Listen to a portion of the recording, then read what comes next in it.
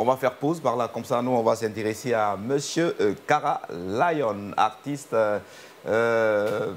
mannequin, et converti en artiste.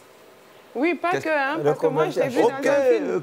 Je l'ai vu dans un film avant de le voir sur podium et le voir aujourd'hui en train de chanter. Je ne sais pas trop, il faut nous expliquer. Alors, tu veux que je fasse ta biographie? C'est une clé à molette. Tu as la parole, Ouais, vas-y. mais ça va, je suis tellement... Vas-y, non, mais non, quand même. Bonsoir déjà à tout le monde. Bonsoir. Ce qu'il a dit là, c'est pas faux, mais sauf que moi, je reste toujours artiste. En général. Moi, je vois pas de différence entre artiste et mannequin. Tout mannequin est artiste. Tu vois, sauf que je suis artiste, mannequin, chanteur, acteur de cinéma, s'il faut le dire. Et s'il faut le dire, et designer aussi. Oui, designer, parce que récemment, on a vu ses créations. Voilà, c'est la marque, non? Il y a danger. Bien sûr, il y a danger. C'est le logo de la marque, en fait.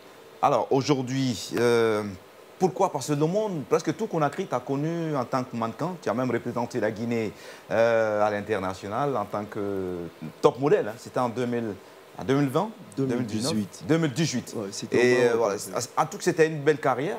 Dimanche, ça me prouve déjà que tu as le feeling. Cette orientation dans la musique, est-ce que vous avez délaissé le mannequinat ou c'est une conciliation? Mais pourquoi d'ailleurs? La question, c'est pourquoi prioriser maintenant la musique au mannequinat? Bon, en fait, déjà, merci pour la question et tout, tu vois. Moi, je me dis juste qu'il y en a qui ne me comprennent pas, en fait, tu vois. Sinon, jusqu'à-là, moi, je continue à être mannequin. Il n'y a même pas longtemps, je crois, ça fait quoi, 2 à 3 semaines comme ça, j'étais sur un événement de mode.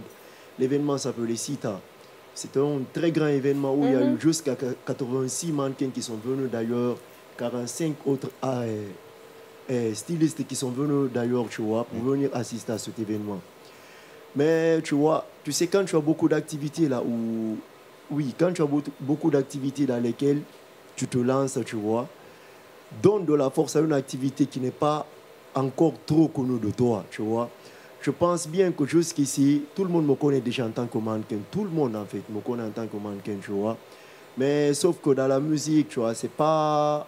Bon, moi, enfin, je me dis que je ne suis pas assez connu comme moi je le souhaite, tu vois.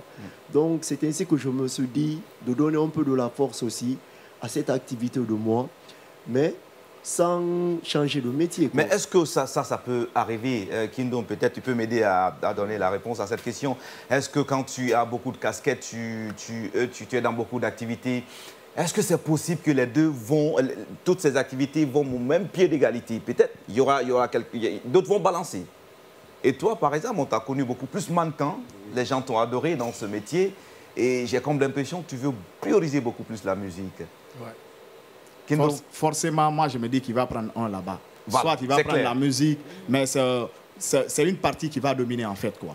Ça, c'est normal. Ça, et toi, tu sens quoi je sais que tu connais, tu l'as connu un moment.